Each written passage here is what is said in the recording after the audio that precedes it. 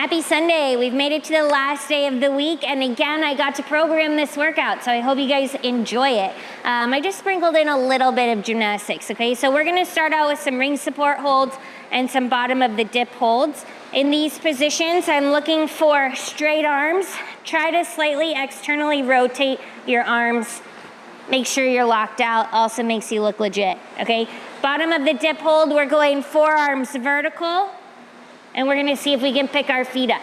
Now, if these positions are too challenging, you can grab a band, you loop it through one side of the ring, lay it across the other side, and now you're gonna put one foot on the band, and that's gonna help hold the rings closer together and support your weight, okay? And then from there, you can drop it down to the bottom of the dip hold as well. After that, we're going into a hollow body hold. So low back is on the ground, shoulders and feet are lifted. If the shoulders start to drop, just reach for the legs. If the low back starts to come up, you can tuck one or both knees in to maintain that position. After our hollow hold, we're gonna go into a side plank. So either hand or elbow. We're gonna do both sides, okay? So one side, flip it over, do the other side. And then we have an arch hold. So lying on your stomach. Bonus points if you can keep your feet together. You're gonna lift and hold, just like a Superman, okay? So nice body weight warm up portion.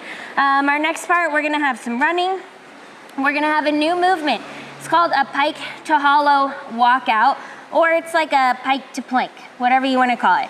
You're gonna start with your toes up on the bench and your hands as close to the bench as possible.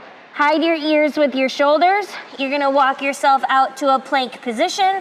You're gonna walk yourself back into that pike position. Okay, if your hamstrings are limiting how far you can go, you can either bend your knees slightly or consider using a higher box. That's gonna help you out, okay? After our hollow walkouts, we're gonna do some devil's press.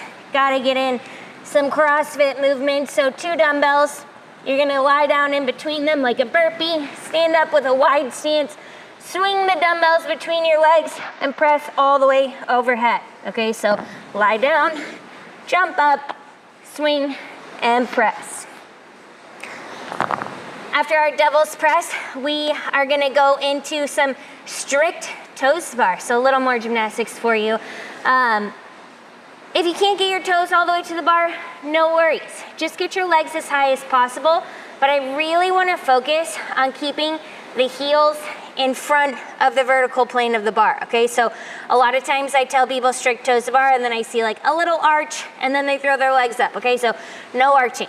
We're gonna jump up, yep, hang with your toes in front, okay? See if you can lift your toes up to the bar, and then back down with control. At no point am I bringing my feet back to lift them up. So I know most of us probably won't make it to the bar. That's fine. Just lift as high as you can and focus on controlling the negatives every time. Work that core. Now we're gonna hop on the bike. You know, biking is good for you.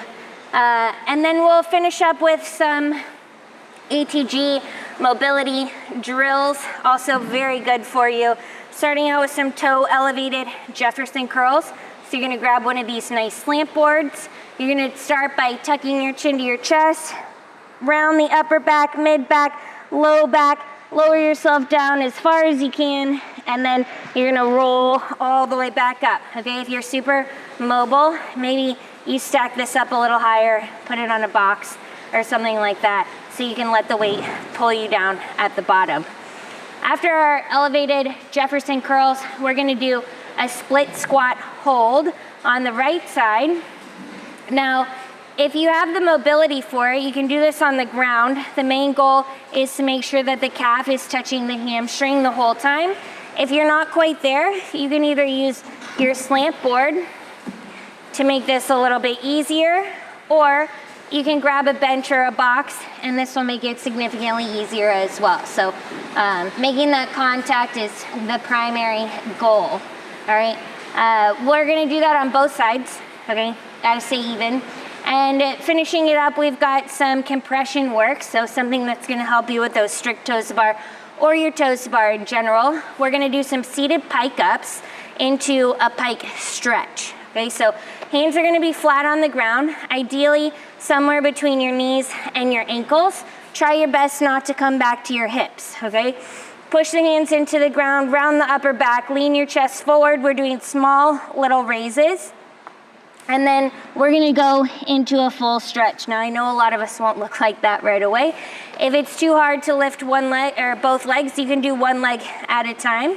Do your reps there, and then do your best. Now if you can't touch your toes, I'm setting that as a new goal for you, okay? We should all be able to touch our toes with straight legs. So do your best on that. I hope you have fun. Looks fun to me.